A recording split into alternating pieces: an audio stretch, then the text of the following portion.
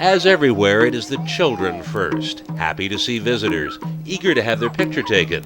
But a childhood in Nepal can be very different from Canada. The last boy we saw is 10 years old, and he's only half the size of a child in Canada who's 10. Teresa Schneider is a nutritionist from Kingston, one of 11 doctors and healthcare professionals who've come from Canada to bring medicine to these mountains. I call it medical tourism.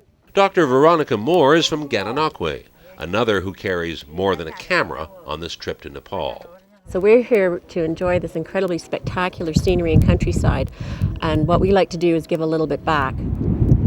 Nepal lies to the north of India, a tiny kingdom best known for a giant, Mount Everest. Healthcare here is uneven. Sometimes you find the same medicines, much the same treatment as in Canada, but medical care goes down the higher you climb.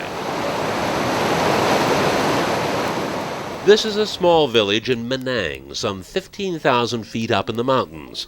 It's not an easy place to live. There are lung problems from living in smoke-filled huts, injuries caused from living so high on the side of a mountain. Women laboring up the hill, probably with, 40 to 60 pounds on their back, and that could be food for the family. If you can't do that, you can't survive up there. There is another special person here. Triple Gurung was born here, but his parents took him to the capital, Kathmandu, where he got an education. He studied in Australia, qualified as a pilot, and comes back now with the Canadians to try and help his home. Very, very few people who come to this country to really help after they visit it. But basically, a lot of people come here just to trek, enjoy the nature. There's time for relaxation as West and East meet in a Nepalese dance.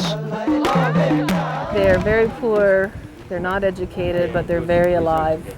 It's wonderful to see. But after as many as 200 patients a day, most of the team are tired, their minds alive with memories, like the boy with an infected leg seen by Dr. David Hogue of Peterborough. He probably eventually would have died, but with the medications we had available to give him and explanation to him, he'll be fine now. So even if you can make a huge difference to a few people, I think it's worth doing. Everest, then, has seen the summit of climbing experience, but there are other summits in Nepal that can be reached. Those that show caring is as much a victory as the conquest of a mountain. Norman Fetterley, CJOH News.